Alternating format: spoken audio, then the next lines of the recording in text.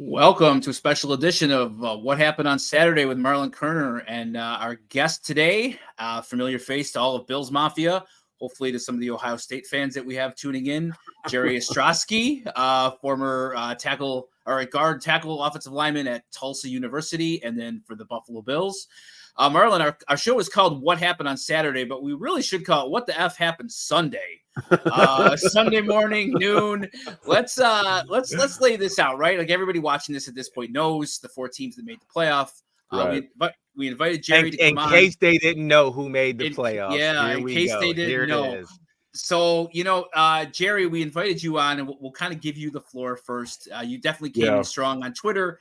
Just give us your thoughts. Give us your thoughts on the top 4 and kind of where we landed, where we did. I kind of subscribe to the Dave Chappelle theory that, Twitter's kind of like a bathroom wall, man. You just throw stuff up there and see what sticks, right? No, I don't understand. I mean, I do understand it. And if anybody questions why Alabama was in the 4, today they came out and somebody crunched the numbers, and basically ESPN saved themselves, or the selection committee saved ESPN $150 million in ad revenue and views and all those things by picking Alabama in the Final 4. And I guess my biggest thing is that I understand some teams might be better than others, all those different things. But you know what? That's why you play all these regular season games, and that's why you have all this competition. I mean, and I'm gonna make Marlon excited when I say this. It's like, so what's to say that Ohio State wasn't one of the best 4 teams? I mean, I understand they got beat by Michigan, but why are they not one of the best 4 teams? Or even Georgia? I mean, you could say that Georgia, they got beat by Bama. They should be one of the best 4 teams because they've been the number one ranked team all year long. So, but the biggest problem I have with college sports right now is that we have taken the onus away from doing things the right way. And when I say that, what I mean is this is a team in Florida State that went undefeated, won their conference, and did things the right way. And when you do things the right way and you have success, you should be rewarded for it. And do I think Alabama face-to-face with Florida State right now probably wins? I don't know. I guess you could say probably so. Or at least I'd say they have an advantage because of the quarterback position, which the selection committee let us know about. But the thing is this. Alabama has a loss. And they lost to Texas early in the year at home. Florida State does not. And now you're penalizing kids in a program for doing things the right way. And that's what I have a problem with. We want to reward other things instead of rewarding what we should reward, which is a job properly done. And right now, college football is just an absolute mess. Marlon, I agree. What do you think, Marlon? I mean, look, I agree. College football is a mess. I 100% agree that Florida State got hosed in a situation, but I also predicted that they were going to get screwed. Like I saw this coming. You could see the handwriting on the wall. If we're going to be fair, the committee over the course of the years have always been bailed out, right? There's always been a conference champion that lost that nobody expected to lose. Like they never really had to put themselves in a situation where they had to choose the 4 best teams out of 5 teams, right? So you always got bailed out. If you look at the history of the selection committee, they've always skewed SEC, Big Ten, ACC, and then it's always been a toss-up between the Big 12 and then sometimes the ACC, right? Because, I mean, you could say ACC is third, but really it's always been that coin toss between the Big 12 and the ACC. They really didn't care about anybody else and the Pac-12, right? Like, that was kind of like the Pac-12 was always kind of like the redhead stepchild, always kind of left out. Somebody always ended up losing.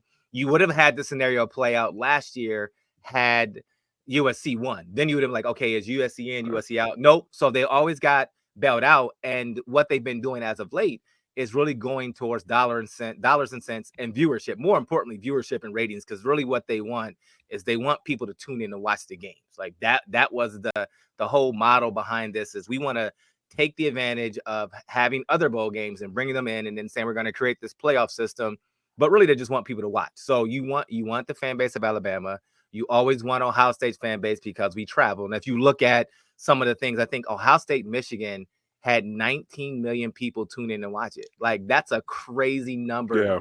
to think about. So you always want to have one of those two teams. That's why you always get a Big Ten representative, because you know it's either going to be Ohio State or Michigan, and their fans are always going to tune in and watch their game. Right. So when I looked at Florida State, I mean, you already mentioned the amount of money that Disney saved by putting Alabama in, but I also want to throw out the fact that they also just signed a 10-year, $3 billion deal to broadcast all SEC games starting next season. So there was no way an SEC team was going to get left out. And you're right, like Florida State, their players did everything. But when you look at it, I thought the best case for Florida State to make it in is they needed to blow Louisville out. And really what happened was there was a travesty in that Jordan Travis gets injured. Their backup quarterback, you didn't see too much drop off with the offense. You expected to see them kind of be a little stagnant until they got used to his voice, his voice inflection, how he does the cadence. He can get some more continuity with his receivers. But when you had him go out and you have a dude who really didn't take too many snaps, like, and they still won the game, I was like, True yeah, they're not freshman. in. Like, I'm like, they're not going. I mean, unfortunately, they're not getting in. I texted Josh like, hey, listen, if I'm the committee, here's what it's going to look like. Unfortunately, you couldn't leave Texas out of it because they beat Bama in a head-to-head, and so you're always going to have that argument of, well, why did Alabama get over Texas when they lost to Texas? Like, how can you rank them? So they can't leapfrog them. So that was one of those crazy scenarios where you're just like, wow, like Florida State did everything that you did. And I'll take the other side of it. Like you mentioned that you're supposed to be rewarded for doing everything right. This is an example of where, you know, if you're a dad, you can also tell your kids, hey, listen, sometimes you can do everything right. You can do everything you're supposed to do. You can do everything in your power, and it's still not going to turn out right for you. And in Florida State's case, they did everything in their power. They won every game. They put in front of them, hey, it doesn't matter. We didn't pick the schedule as players. We just go out and win. They did everything they were supposed to do on the field, and they still, for lack of a better term, got hosed because of the way the people in the room are subjective. The way you have people with no career, there's really no clear criteria of what we're judging on. Like, sometimes it's eye tests, sometimes it's strength of schedule and who you beat when you beat them. Sometimes it's okay, it's this, it's that. When you look at it, Georgia could have been, right to your point, Georgia could have been argued as should they be in there. Out. I mean, Ohio State was out. I think once we lost, we're out. Like we got to 11-1. We're not going to have as many games. I didn't even put us there. I had us at 7. I was like, we're done with that. But yeah, it was a crazy Sunday to unfold. Yeah, well, first and foremost, I will never ever forgive Auburn. I will never forgive Auburn because this whole thing is here because of Auburn, right? Right. We can't defend on 4th and 31. But no, I think 31, 7 points with like 30 seconds left in the game. Like, how do you let the dude get behind you and then box you out like that? That right there is a travesty behind us. Of like, look, everybody's like, prevent, don't let anybody get behind you. You did. Okay, game over. I think you guys can maybe add a unique perspective to this as former players, as college athletes, and then as NFL guys. If you're a Florida State player, are you hurt, disgusted, angry, all of the above? Like, how do you even get up for this bowl game? Do you care? Like, how do you even bounce back from this? Well, I think if you want this thing to continue and you want to validate the fact that you should be in the 4, you need to go out and play Georgia and beat them. Okay, you need to make people think. You've got to. Absolutely. So if you want to validate this season, this 12-0 season, and you want to validate the message that you've put out, your president, your AD, the head coach, and I know Mike Norvell personally. He's a good friend of mine, and he's a great dude. He's worked his rear end off to get to where he is, and his emotions were real. I know how he is as a person, and I feel bad for him. But if you want to validate all these things, then you need to go out and play Georgia, and you need to beat them. And you know, it's one of these things where I know Florida State's got a couple of first-round guys on defense or whatever, and there's always that thing: should I play? Should I not play? Man, these guys, I don't think you're going to see a bunch of dudes jump in the portal. I think these guys are ready to go. They're pissed. They're motivated, and they want to play. So if you want to validate this thing in this season you just had, then you go play Georgia and you go beat them in the Orange Bowl. And then, you know, you can do like UCF and, you know, celebrate your fake national championship if you want, I guess. I don't know. But no, seriously, that's what you need to do. You need to get focused and ready to play Georgia. Yeah, I mean, I can't say it any better. Like, I don't think they walk into this game thinking, man, we got hosed. Like, yeah, the initial response when you saw how it played out, the disappointment's there. You can take up until about now, like, right, like, you know what, and if you want to take a little bit longer, fine. If you want to take up until the end of the week and kind of say I'm done with it once we get through finals, so be it. Like, you can mope around, like, we got screwed out of this one. Okay, fine. Now we got to go play a football game, and what better way than to go say, okay, listen, Georgia was ranked #1 for a while, and everyone was there. That was the pre-consensus best team in the nation, 2-time defending national champion, 29-game win streak until that came to an end on Saturday. So, yeah, I mean, you go beat them. Now, the issue is who's all playing. Like, that's always going to be the question. Right. If there's guys that know they're leaving and going to the NFL, then why are they playing in this game? Like, what does it matter? Because there's nothing else after this. And so those are conversations that Coach Norvell is going to have with those players individually, one-on-one, and then with the leadership team. And they have to talk it through. Like, listen, we have an amazing opportunity to build upon something for next year, because to the point of we know that it's going to 12. Now you will play. It doesn't really matter where you get slotted starting next season. Like, you just need to go ahead and take care of business. So that 13-0 record this year, you just building momentum. Like, let's build momentum and continuity so that we can get back there. You won't have Jordan Travis. So you're going to have 2 young quarterbacks that are going to be in the system. They're going to get some valuable reps against a really quality opponent and a good defense.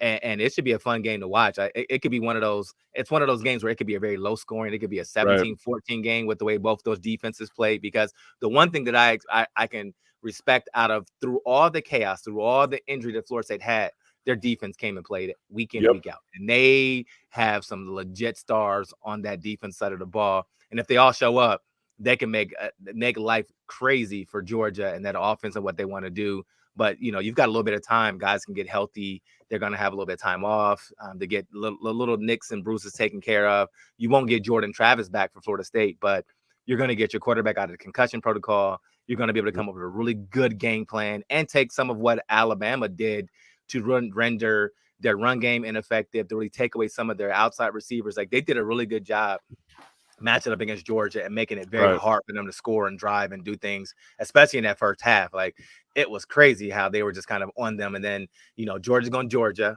and they got better. They found some ways and did some good adjusting in the second half. But man, like, this is one of those games where you're just like, I don't know, because if some of your star receivers decide not to play, it could be ugly. It could be. I would be more.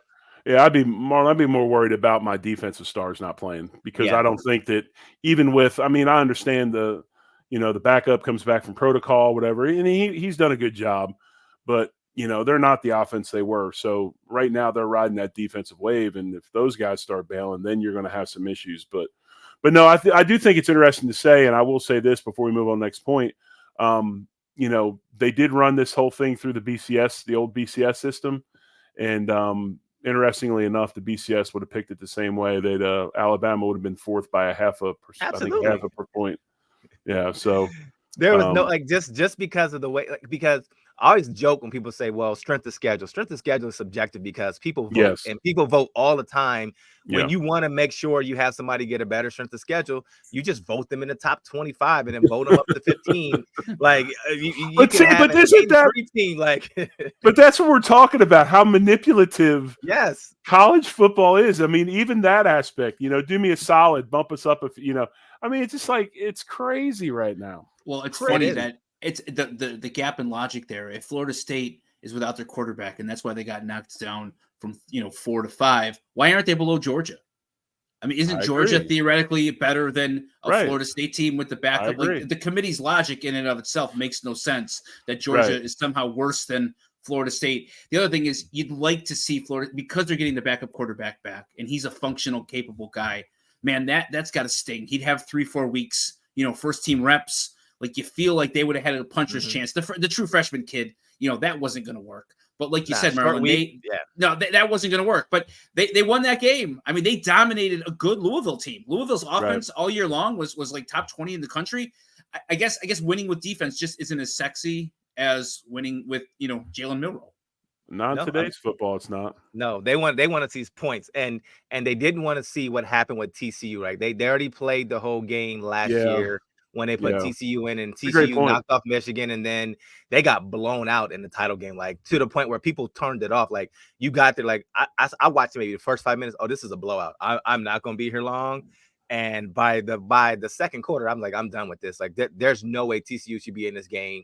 The championship game was Ohio State and Georgia, in my opinion, last year. So they were trying to really give college football fans 2 great games. And then you get you wanted to have 3 great games, right? So you wanted to have that matchup between Ohio State or Michigan, Alabama, and then you're going to have Washington and Texas and say, okay, let the chips fall where they may, and then you'll get a great championship game.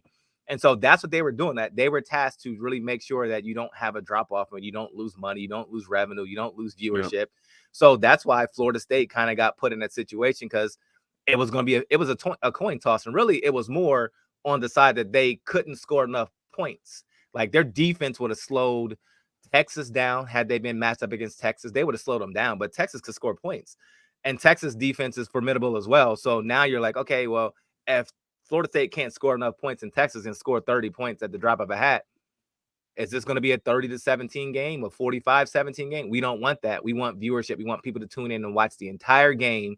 So that's kind of also one of their thinking. I mean, it's always been a flawed system. I mean, and Jerry and I could probably go off on so many different tangents, but I think America and particularly Florida State fans and people who don't play, who have never played college football, finally understood that college football and all their amateurism and everything they say about it, it's about dollars and cents. And I think people finally realize, like, money talks. Like it's just the same as the NFL.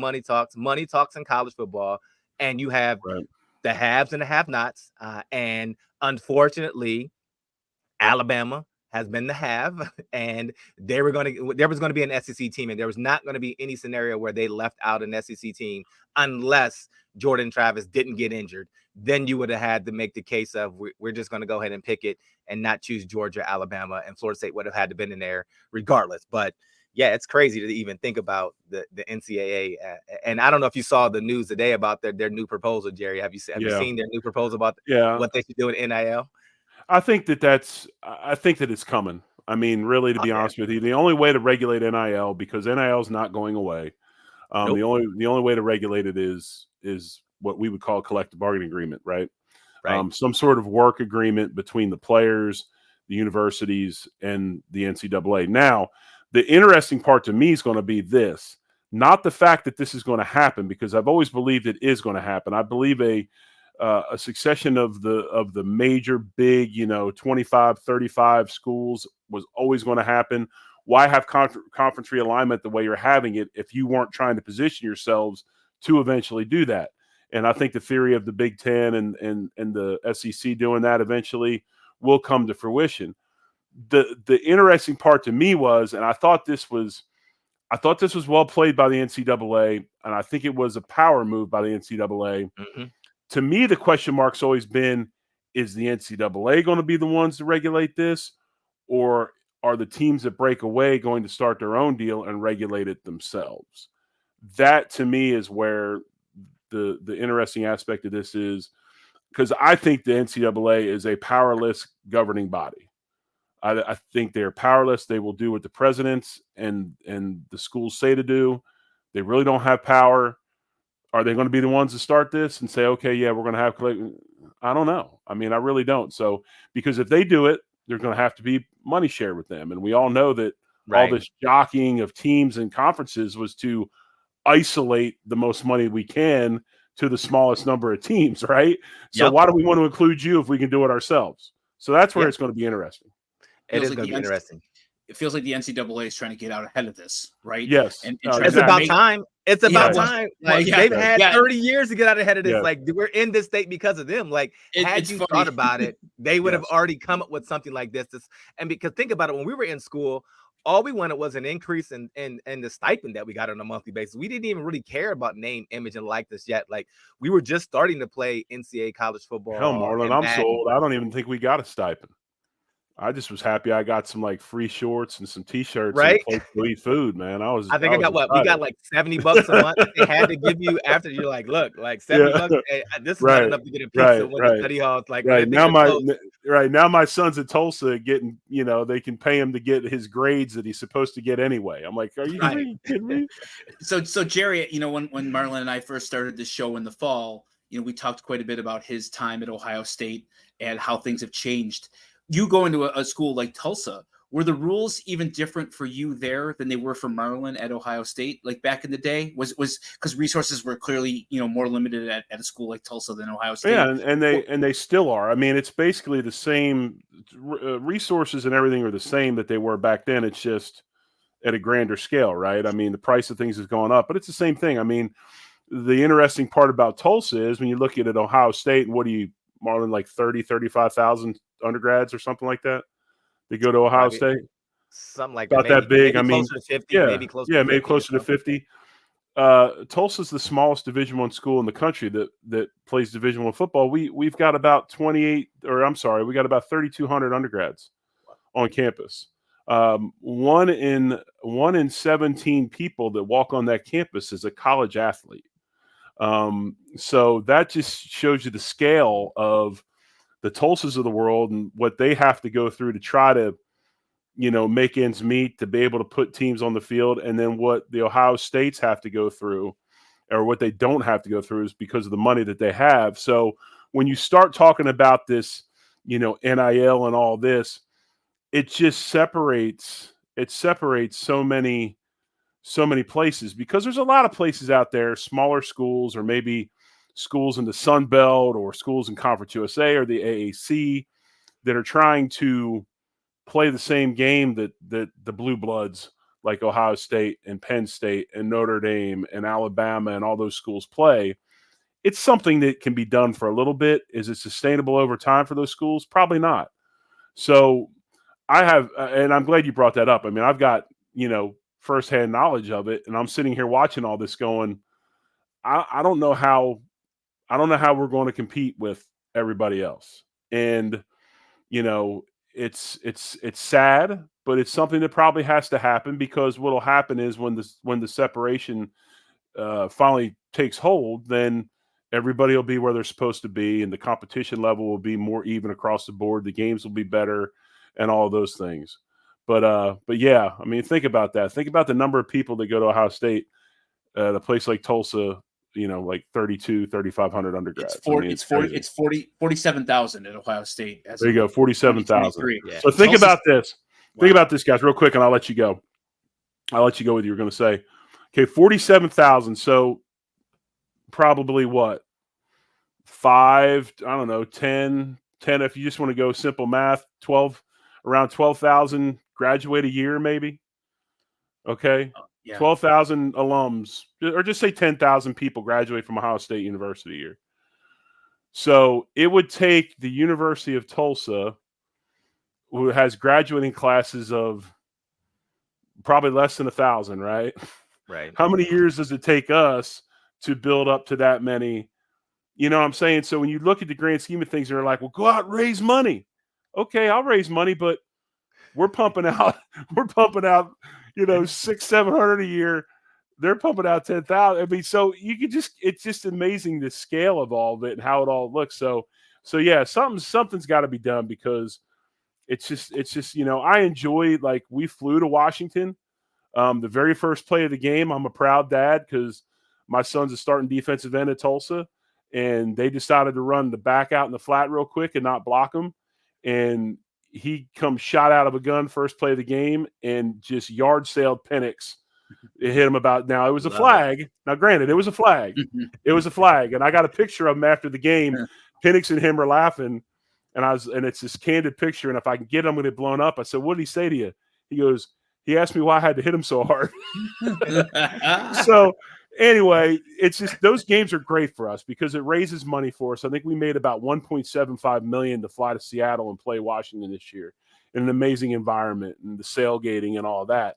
But it's hard on a university like us to play that team and then the next week come back and play Oklahoma at home. We have to do those things to make that money, right? Right. So, yeah. I mean, one thing I hope this does when they finally get all these separation figured out is that we can get everybody on an even playing field. Everybody can be where they are, and we can get, good competition back again on the fields. Marlon, you talk about Ohio versus everybody, right? It's always Ohio State versus everybody. I think Jerry's got you trumped here with Tulsa and his 3,800 total enrollment. Hey, a couple years ago, the team T-shirt a couple years ago was Tulsa versus everybody. Yes, so that was a You definitely got us beat. Ohio State versus everyone turned into the hate, right? It's just more of like you love to hate on Ohio State, and some of that is just us, like the way we kind of do our things, right? Like it's the Ohio State University. Now, I will say, yes, we were founded in 1870. It's in our name. Like it's not like we're trying to be elitist. It's the Ohio State University. We just put an emphasis on the. Well, right? we're learning a little bit about the Ohio State way down here in Tulsa because our head coach this year is Kevin Wilson. So nice. Former offense coordinator from Ohio State. So, well traveled. He was at Oklahoma, a couple other places, Northwestern. But yeah, so that the new head coach this year was Kevin Wilson. First year, just got done trying to build a program. So does that mean y'all interested in Kyle McCord? Y'all need a quarterback because he's in the portal. Yeah, I'm sure we're interested in him. Do we have the money to pay Kyle McCord? That's the question. Would he take coupons? I mean, I'll get him some what's that? Some Chick-fil-A coupons or something. Hey, now don't sleep on Chick-fil-A. I love me some Chick-fil-A. Now, Marlon, it's funny, Marlon. 3 weeks ago, you bit my head off for calling him Mac Jones 2.0, and now all of a sudden, now that he's no longer wearing your colors, now all of a sudden, well, no. I'm disappointed. Read between the lines, he was trying to shop him, so he was trying to get rid of him. I'm trying to get it.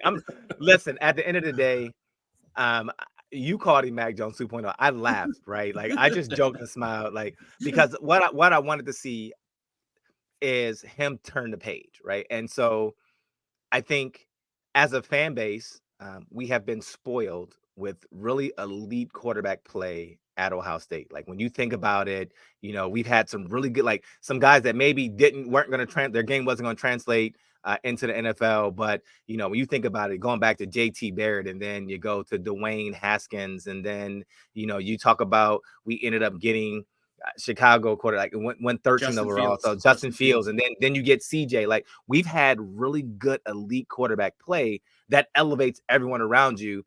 And then everybody's like, well, who's Kyle McCord, right? Like he didn't really get an opportunity. He was a 5-star recruit. Nobody knew how good he was. And then you kind of see like he didn't take the steps that you thought and that people were hoping. And so I don't know if that's on him. I don't know if that's an indication on just the way staff changed, the turns over, and who's coaching, who's developing. But at the end of the day, it's one of those things. It's a double-edged sword, right? Like, if you believe the stories are true, I know he went to the portal. There's a rumor out there floating that says he and his dad went and talked to Ryan Day, and they wanted some assurances that he was going to be the starting quarterback next year, and that they weren't going to go get a quarterback in the portal. And Ryan Day said he couldn't guarantee either one of those things. He needed to come in and compete. And if he wanted a starting job, he wanted a starting job. And they were definitely going to bring in people in the portal, right? So he decided to leave. So on one way, it's okay. Do you really want somebody who's supposed to be the leader of your franchise and leading those guys there to not have a mentality of, I don't care who you bring in, I'm going to beat them out, right? So that's the first mindset. That's the first thing. That's the first red flag. The second is also, it's kind of one of those things on the other side of it is, did he want to face up all the pressure and all the backlash that comes with being at that university and the expectations come along with that and all the negativity that comes along and the people saying he sucks and he shouldn't be there anyway and get rid of him and bench him and put this person in. So it's kind of one of those like, okay, now Buckeye fans, if we don't get somebody better, then be careful what you wish for, because it could also go the opposite way for us. And so we could still be stuck in the mire of okay quarterback play, because he had a decent season. If you look at any other school, he 11-1, 3,000 yards passing. That's a good season. But at Ohio State, because they didn't win and beat their arch rival and their arch nemesis, it's not a good season. which is crazy to think about that in this big scheme of things of letting it lay out on the field and play. You play the games like he did everything he was supposed to. It's not his fault that the guard missed the block and he got hit as he was making a throw. Now you could argue about the first read against that Michigan game when he threw the interception, when you pulled out on the RPO and you like, I'm throwing here no matter what, because Will Johnson had inside coverage the entire time. Like your first read, like, I can't make that throw here, hand the ball off.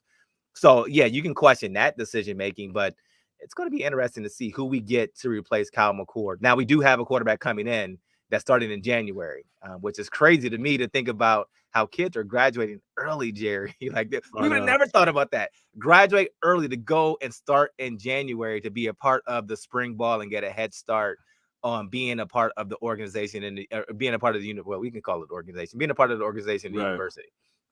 No, I agree. I mean, it's become it's widespread. Now, me personally, I'm gonna hang out, go to prom, and go hang with my boys for a little while before I show up. I mean, that's just me. But no, I think talking about the quarterback situation, one thing that is interesting, and I did hear Ohio State in on this guy. I can't remember his name, obviously, but the Washington State quarterback, all right, he hits transfer portal. Think about this.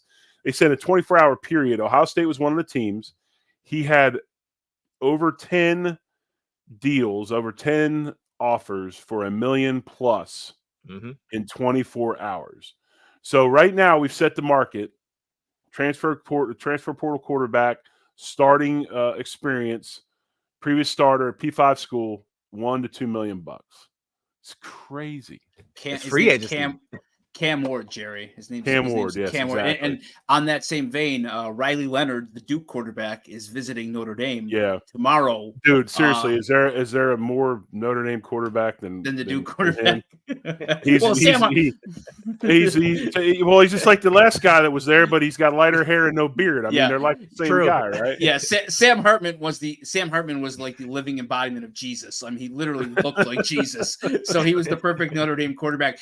Jerry, talk to me real quick. Could you imagine going into the head coach at Tulsa with your son and looking for assurances of a starting job next year? Just doesn't seem like something that you would do. I can't imagine. If that's true about Kyle McCord's dad, it's a tough look, right? That's because Jerry played.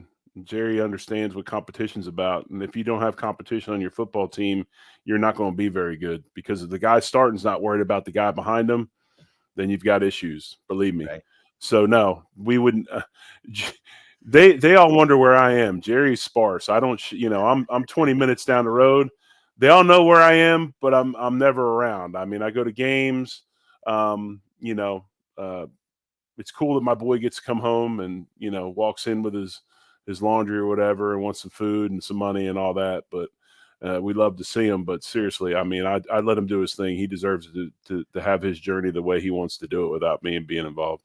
What's it like watching him play big time college football? Is it more nerve-wracking than when you played? I had a buddy tell me how awesome he's. Man, you're gonna love it. Man, your son's playing D1. Dude, it's the most nerve-wracking damn thing I've ever been a part of. I mean, it is nerve. I mean, you're nerved up because, and Marlon will tell you, I mean, it's like a double curse, man. Like, unfortunately, you have no control over what's going on, but you also know how everything is made. So it's like you've got the inner workings of all of it. You can see it. You know what's going on. You know everything about it, and you can't control it. And, man, it's wild. It's wild. It's a nerve-wracking deal, but it is cool to see him playing, living his dream, having success. He's turned out to be a good ball player. He's something else. Got a big motor. That doesn't surprise me from the way that you play, Jerry. It doesn't surprise me at all. Let's look ahead to the matchups here. The Rose Bowl, obviously, the prime spot, the one Marlon fell short on a couple times in his college career, wanting to get to. I tweak him every once in a while here, Jerry. I appreciate that. Thanks. Sure. Michigan, Alabama is about as high profile for a bowl game as you could possibly get. So that clearly is the marquee game here. What do you guys see there? Marlon, you clearly know the Michigan team really well. We're going to have Jay Reamersma back on before that game to preview it like he did for the Michigan-Ohio State game. What do you guys see in that game? And then obviously Texas-Washington. Well, first of all, when this whole thing went down with Alabama and Florida State being slighted, I said to one of my coworkers, one of my good buddies, I said, "Look, man," I said, "now's the time to go to Vegas and put it all on Alabama because Right? now they got their motivation. Saban's got his motivation, dude. It's Alabama by a million, right? I would not be shocked if they win it all. This game will be. These are one of those games to me that always comes down to big turnovers, crazy plays, because you got two teams that are, while they're a little bit different, the foundations built by the head coaches are so similar. Ball control, great defense, don't make mistakes, don't turn it over, no penalties. So I expect it to be a really good football game, a tough football game. I felt well, at least before Iowa, but then again, I guess I can't really judge anybody on Iowa because their damn defense is so good. But Yes. I did give the edge offensive line wise, and all that with Michigan. I love Corin, man. Gosh, dang, he's a good back. I love him. He's physical. He gets downhill.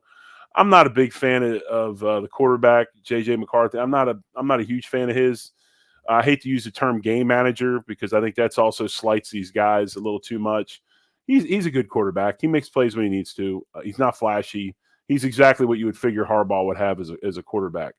But, that Michigan defense plays downhill. They get after it. So I think it'll be a good game. I think it's going to come down to who turns it over, who gives up that big play. And obviously, both teams are going to be extremely prepared. And the thing that I'm looking forward to the most out of this, guys, is the press conferences by both head coaches. I mean, there's going to be some hella quotes coming out of this thing. Believe me. That's true, Marlon. Before you give your preview, I'd like to remind anybody listening, and you'll remember this, Marlon. I had Alabama 6.5-1 3 weeks ago. Remember, that was my pick. I said they're the long shot to win it, and if they get in, they'll be favored. If they get into the 14 playoff, and I think now they are the betting favorite. They're only a 1.5 point underdog against Michigan. So, what do you see there, Marlon? And can you imagine the scene at that game? Like what a scene that's going to be on New Year's Day. It's cool that the two playoff games are on New Year's Day this year as well. Finally, yeah, I'm loving the fact it's going to be on New Year's Day. I think we said this because I found a stat that was crazy early in the season. We talked about Alabama being a dark horse and to watch out for them if they make it to the SEC championship, because in 2015, you have to go all the way back to 2015 to find at a point in time where Alabama was not ranked in the top 10. And that was 2015, the year they also actually won a national championship. Wow. So you talk about consistency and how good their program is. They ended up having the same blueprint of 2015. They ended up getting knocked out of it. They lost a game to Texas, got knocked out of that top 10. But you knew they had a gauntlet to go through going into the SEC. And if they made it to the championship, you knew they were going to get in. So I clearly expect Alabama to win this game. And it's not that I just don't like Michigan. I mean, I really don't like Michigan. That is true. but when you think about the matchup, Alabama defensively can match up, and I would even give their defensive line an edge against Michigan's offensive line here. I think that's going to be where it's won. Talk about the trenches and where you start, right? Like those are all the keys, right? Can you protect the quarterback or can you affect the quarterback? And so Michigan wants to run first. That's what they want to do, and I think Alabama is going to be really good and stout against that run. Now we're going to find out because the games have to be played on the field, so we're going to find out. I agree with you. I think. I don't know how good JJ McCarthy is. And I know when we played him last year, we made him look like an all-star and made him look like he was like the best thing coming. Right. And the new Joe Namath, the new Joe Montana, the new Joe Theismann. You could put any moniker on it you want, like Joe Burrow, Joe whatever. He carved us up, right? So I don't think Alabama's going to. I think Alabama's corners are going to be physical with their receivers. So it's going to be interesting to see if it comes down to them having to rely on JJ McCarthy's arm. Can he do it? Because up until this point, he hasn't had to do that. He just had to manage the game, really just protect the ball. And when they really took an opportunity to try to open up their passing game this year, he threw 3 picks against Bowling Green. Like Bowling Green picked him off 3 times. So if you're thinking about that, like Alabama secondary is salivating on, hey, he will make mistakes. He will put the ball in harm's way at times, and I think they're going to look forward to it. It's going to be a great game. I think that's going to be the best game of the two to watch on that game, because it should be some it'll be it could be a blowout on Alabama's end if they just stymie kind of like what TCU was able to do, come out the gate early against them. Alabama could really come out of the gate early with them. And then you have Jalen Milroe. That's the X factor in all of this, because Michigan's going to try to rush. They're going to try to get after it. But if they're not sound in their rush lanes, Jalen Milroe will kill them just by running. He's a quarterback that he doesn't seem too phased by throwing turnovers, and he'll give you one. Like he'll turn the ball over. He'll make a bonehead play at times, but he can also rush and hit you for 150 and 2 touchdowns and throw for 250 and 3 more touchdowns. So I think Alabama definitely has the edge, and I would say they automatically have the mental edge, because if you saw when they laid it out, and if you, I don't have the clip, but I watched their body language. They're like, oh, not Alabama. Like, oh no, not them. They're like, we don't want to play them.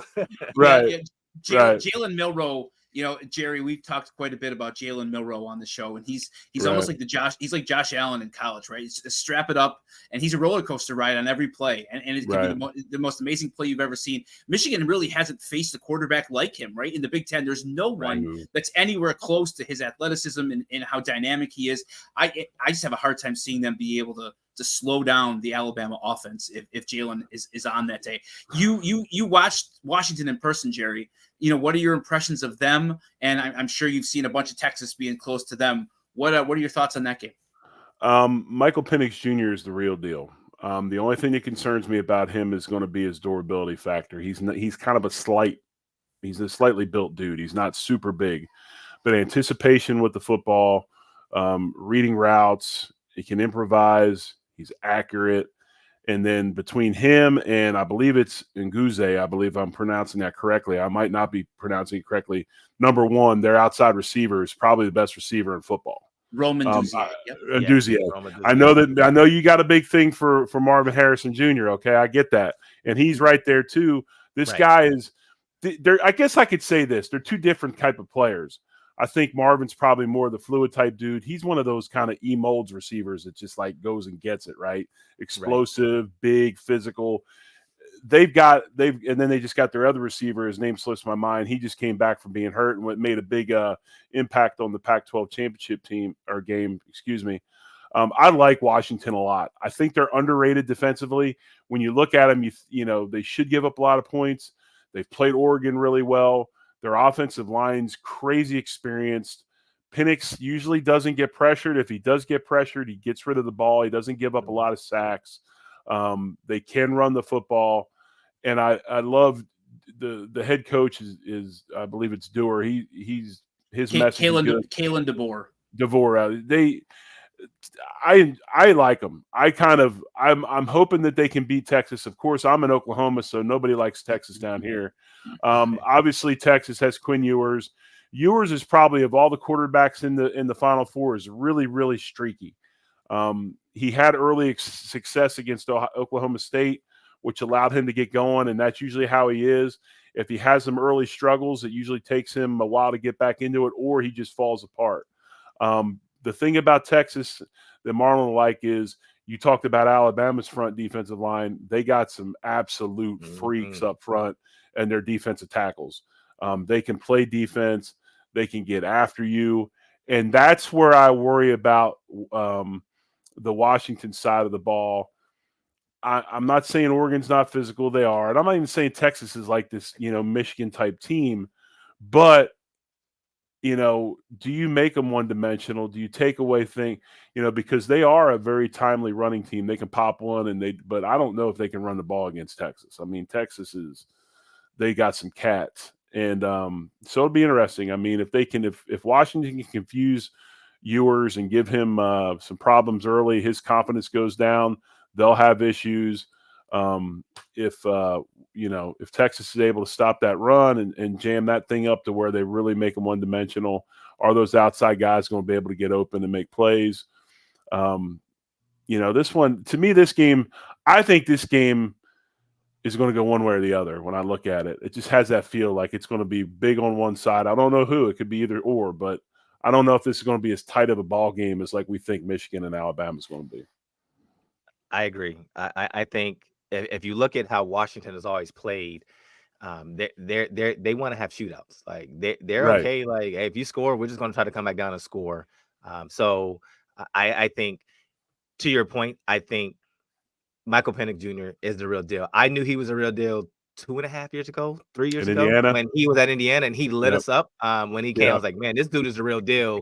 And then he happened to tear his ACL and then hit the Right. transfer portal. And I'm like, look, this dude is the truth. And they should Yeah. have beat us that game, by the way. I'll go ahead and say that, Buckeye Nation. Y'all know it's true. We got lucky there. But that's the case. I think their passing attack, especially their receivers, with the Duzier, and I think it's Jalen McMillan, was the Yes, guy it who is was McMillan. injured Yes. that came Yep. back, right? Yep. So Jalen McMillan came back, and they looked like a whole different team. Like, Right. now you had options. They like to run the ball with Johnson. He went over 1,100 yards rushing, so great feat for him. But I agree. I think Texas's front is that what they were able to do against Alabama when they went head to head down there. I was like, Yes. whoa, like you hadn't Yeah. seen that from Texas in a Mm-mm. long time. Like, man, they got some studs up there. Now, I do think Alabama has kind of solidified their offensive line a little bit better. So Right. that if it turns out to be an Alabama-Texas rematch, I wouldn't mind that at all. But when you look at I think Washington's going to want to score points, and they're going to try to make it a track meet. They're going to do what they did against Oregon and spread them out and say, okay, how can we scheme easy throws for Penix and get the one-on-one matchups? And let's see if your safeties can cover. If we go stack trips like they did against Oregon, can your safeties cover? Like, so I think they're going to take a page from that. I mean, when you think about it, because I'm always going to take it back to Ohio State. Ohio State had Ewers, like he was on our roster. Yeah, he was, and he was didn't the first. CJ. Now, correct me if I'm wrong. Wasn't he the first high school NIL guy? That's why he reclassified or whatever. Yeah, he reclassified, had all that money coming in, and he didn't beat out CJ, and we understand why. With CJ going to number 2 all over pick, but had Ohio State been able just to convince him to stay, like, imagine we wouldn't even be having this conversation of would Ohio State be there, because he is playing at an elite level. And so I think, but then again, I don't know if he turns out to be the player that he is now at Ohio State, right? So you got to give kudos to how he's grown and the type of player that he turned into. But he can light it up. He can make the throws. He can do some really good things. It comes down to their front, as you mentioned. And then sometimes they just give up like stupid plays on defense. Like, can they be sound on the back end? Like, sometimes you're like, I don't understand that call. Like, why would you even put yourself in that situation when you know a touchdown beats you and you're running an all-out blitz and all-man coverage, and you're leaving them one-on-one? Like, why would you do that? That's just kind of some of the things they do. It's kind of some of the things they do at One Bills Drives. Oh, sorry. I digress. Well done. Well said, Marlon. Before we wrap this up, Jerry, a couple questions. You being in Oklahoma, we talked quite a bit about Big Ten football and, Michigan, Ohio State, Penn State. I love Notre Dame and everything that comes with that, both positive and negative. Yeah, well, my dad gave me no choice as a kid. Can you talk to us about how basically everybody in the middle of the country hates Texas, other than people that are from Texas? Like, that's the big villain, right? They're the Yankees of kind of the Midwest, right? Yes, exactly. I mean, we actually the Big 12 conference actually made a rule about the horns down in games being a penalty because it was taunting. If you see any kid in high school when he commits to Oklahoma, the very first thing he does is horns down. I mean, so it doesn't matter who it is.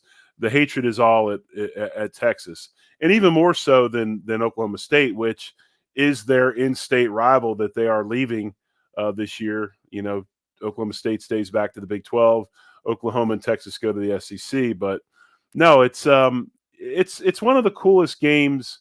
You think about this. It's one of the coolest games in America, tradition-wise, and it ranks up there with Army, Navy, and some of these other games like the largest tailgate or cocktail party in the country when Georgia and Florida play in Jacksonville, right? You've got all these people from Oklahoma. They drive across the border into Texas, and you have all the people from Austin that come up, and everybody says, well, it's a home game for Texas because it's in the state of Texas. Well, that Cotton Bowl is about halfway. If you really look at it by how the crow flies, it's about halfway in between both schools. The game is played in a neutral stadium. It's played at the Cotton Bowl during the Texas State Fair. So the Texas State Fair is going on. These two groups of people come in to watch this game, And if you take the aerial shot every time, right at the 50-yard line, it is completely split. Half the stadium is burnt orange, half the stadium is crimson and cream.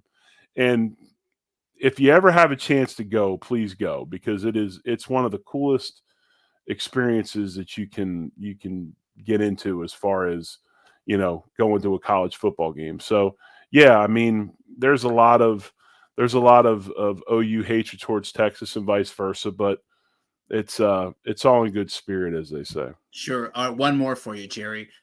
Mike Elko just became the coach at Texas A&M, and Marlon and I talked about this last week. Why are they so weird there, man? Like what's going on down there? Like the midnight yell practice and all the swaying and chanting and like, man, college football, people are passionate everywhere, but it feels cult like there. Tell me I'm wrong. If I'd have known this and you were going to ask me this question, I'd have called up my nephew and my niece, who both have recently graduated from Texas A&M, and they could have come up and gave you the gig 'em signal with their ring on, and they could have talked to you all about it. So yes, obviously there's some quirkiness down there. I don't know if you've ever seen the Texas A&M Fighting Aggie Band, but it's one of the coolest things you can see live. I saw them in the Alamo Bowl, I don't know, a while ago when they played. Well, it's been quite a while ago because it was Texas A&M, Penn State down there, and Fran was still coaching at A&M. So it's been a while, but they are different. I don't want to get into this, man. I don't need to start any family. I don't need to start any family wars at all. But gotcha. Well, sorry to put you in that spot, man. No, but what I will say about that place, it's interesting, and I think this is where the issues maybe lie with them, and we're starting to see some issues at other places. This NIL stuff is causing issues, not necessarily with the players in the locker room. It's the guys that are investing the money into the players to get them there. There's where some issues lie. When a guy pays $200,000 and gets a guy a car, and his guy's not starting on Saturday, he wants to know why, right? So that's where a lot of this. And when you got these schools, this is why I think, and I don't know what it's like at Ohio State, but I figured it's probably maybe similar. But when I look at Alabama and I look at Michigan, one thing Saban has done, he's like, look, during the season, you're not doing any NIL stuff. You're not doing advertising. You're not doing anything. During the season, you're playing football. This is what everybody's getting. If you got these side deals on your own, whatever, but you're not getting any more from us, everybody gets the same thing. Everybody's treated the same. And I think the problem is when you look at some of these joints like A&M and stuff, there's so many rogue deals that it's kind of lost control of things. But I think that's why Alabama continues to do what they do. There's a lot of other places that are doing the same thing. I mean, yeah, we're going to do NIL, but this is what you're going to get. And if you like it, you like it. If you don't, you don't. I mean, it's that simple. But, yeah, so A&M needs to rein some of that in, I think. But, man, yeah, they are weird, believe me. It's like Friday Night Lights, right? The TV show. There was the guy Buddy Garrity who was like the booster for the Dillon Panthers, and he's just a sketchy car salesman. And that's what I picture like every Texas A&M booster to be, is a guy like Buddy Garrity from Friday Night Lights. I don't know why. So of course, you were taking the Friday Night Lights. Like I think I don't know if you saw. I think there was a guy on Twitter from Texas A&M that talked about how everybody thought all these guys were making millions of dollars in NIL. And he's like, we haven't gotten paid. I to your point, I think when you allow it to become the wild, wild west at certain institutions and guys can go out and negotiate their own deals, sometimes the deal isn't as good as you think it is. And so when you're allowing an 18-year-old kid to sign a contract without any oversight, without any lawyer taking a second look at it, that's where you see guys get penalized. They don't get the money they think, or the guy that's in the NFL that's now disputing his contract that he entered into because it said you had to pay him so much money out of his NFL earnings. 10%. All those things, like, you're like, dude, for how long? Like, this is crazy. Right. So those things like that happen. And I think that, but again, not the bash on the NCAA, but they could have alleviated this mess had they just had the foresight to say, we need to step in and put some parameters around it. I mean, I did a speech when I was at Ohio State years and years ago on why college athletes should be paid. And the first comment I got after for somebody asking questions was, you're freaking going to the NFL. Like, why do you even care? I'm like, because it's not for me. It's for the dudes that Right. don't go to the NFL. It's for the guy that tore his ACL and is going to have lifetime medical issues with that knee going forward. But until the ACA, it was considered a pre-existing injury, and so he had to cover it all on himself because the university says you're no longer a student here, so we don't have to cover it. So that's why I was advocating back then. We need to fix the system because the system is broken. And so now we're at this point, and I don't know how you really fix it because the genie's out of the bottle. Money's out there. Money's always been there. Now you can legally give them the money without having to give it in bags, a la Reggie Bush and even some of the guys I played with. But I digress. My only question I have, because I know we're getting close on time, because I think it's pretty cool that you went to Tulsa. Your son's now at Tulsa. So I want to hear the similarities of your time recruiting when you got recruited to go to Tulsa, and what was the difference of when he got recruited? Like, what was similar, what was different? Because it had to be a pretty cool experience of when you're thinking of going through, like, I went through some of these things and now he's going through some of these things, but what was similar and what was different? Well, the biggest difference is that his recruiting year fell right in the middle of COVID. Mm. So his recruiting experience absolutely sucked because he could not go anywhere. Everything was locked down. He couldn't go anywhere. He couldn't go to camps. He was invited to camps all over the place. I mean, Stanford, Wake, you name it. He was invited to camps and he wasn't able to go.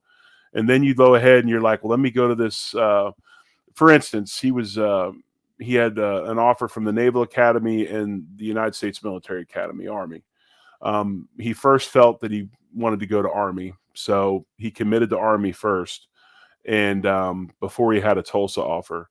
And he's like, okay, guys, when can I come up and see the place? And they're like, you can't. They're like, what do you mean I can't? Well, you can't. The government has it all shut down. COVID, you can't come. And then some other stuff happened, a whole nother story that fell through. So he decided to decommit and he ended up going to Tulsa. But, I think the biggest thing between when I was recruited and when he was recruited is everything now is initiated through electronic devices. It's all initiated through social media. It's initiated through contact through phones. Recruiting is done through phones now. 99% of the time they see clips of players on phones. They go into Twitter and see highlights on phone. Everything is done. When I was recruited, the coach had to come to your school to see you. Right. That's how he came to see you. When the coach walked in and said, hey, Mark Thomas is here from Tulsa. He wants to see you. Go down to the coach's office. That was how me and another buddy of mine were getting recruited, and we just kept getting pulled out of class. Because that's how they saw you back then. There was none of this go to your phone or whatever. So over COVID, it was wild because he did just a ton of visits virtually. And I give the colleges a lot of credit because they put a lot of time and a lot of effort into these virtual tours and all the stuff they did, and you're able to meet people. And we're going to have for instance, he was recruited by Northern Iowa. Bryce Pop is the coach up there, and they're setting up player deals where you can ask the guys on the team whatever you want, and the coaches supposedly aren't in the room. All these different things. So it was wild, man. Like, we're touring Princeton. He had a Princeton offer. We're touring Princeton on the computer. Me and my son and my wife are all sitting at the table with a computer watching this deal. We're touring Princeton and we're, so it's just like it was crazy that way. It was a really odd time. And I was talking about it today to a friend because one of the things that I did, I was in the medical world. I sell medical implants, sports medicine stuff. So all the hospitals were shut down. None of us could work. Kids weren't going to school. And I was just like, I knew this was coming. And I was like, man, how's my kid going to stay in shape? How's it going to? So I went out and I had a bunch of weight. I had some bars. I went out and bought this, borrowed that, and I built a gym in my garage. And Nice. We called it. We had the gym in the garage, had everything we needed, had more weight than we needed, and I had kids. The first kid to hit the door was at 7:30 in the morning. Was a guy named Willie Wright, who was on the Cleveland Browns practice squad. Nice. And he was the first guy that lifted. And usually my son, because he liked to procrastinate and lay around. Now he loves the weight room. He's a weight room guy, but he likes to do it at night. He's kind of weird like that. Like he'd be like The Rock, like working out at like 2 a.m. He would be the last dude in at 8 at night. And I'd have kids coming through all day long. And of course we had them staggered, and we were real respective of the whole COVID thing and everything. But yeah, I mean, stuff like that. So I guess I'd say between the electronic recruiting and the in-person stuff and just how different it was for him because of COVID, it was pretty wild, pretty memorable. Any thought, Jerry, to have him not go there because of your name, your legacy there, like him trying to live up to that? That's a great question, and we had that conversation because I'll be honest with you, I'm not doing this to pat myself on the back, but my jersey's numbers retired there. And they have a huge wall, a mural of retired guys in their jerseys. And I was the last guy we had Steve Largent played there, had a ton of, Hall of Fame guys that had played at Tulsa. And the last guy his number retired was me. So it's kind of at the end of the wall. So when he walks out of his locker room, he sees that the last thing he sees on the wall before he makes a right to go out the door is there's his dad. And while that's cool, I was really, really cautious of that. And I was almost kind of hesitant. I told him a million times, I'm like, look, man, you gotta understand something. And he goes, Dad, he goes, I'll be fine. He goes, I've been coming to this place since I was a little kid going to watch games.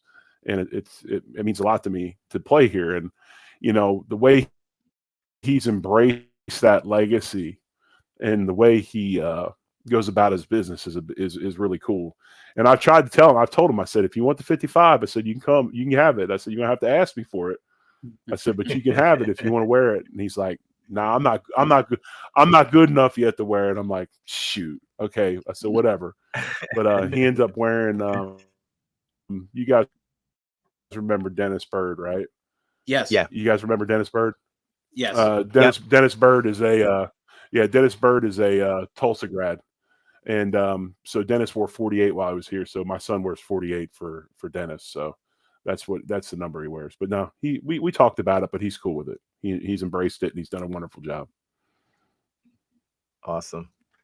Well, I know we're coming up on an hour, so thank you for joining us. But we can't go without you giving us your prediction on who is playing in the final championship, which two teams, and then who finally wins it all. I'm going to go with I can't. After I ranted like a damn fool for 24 hours about Florida State, I believe it's going to be Alabama and Washington, and Alabama's going to win the national championship. That's great.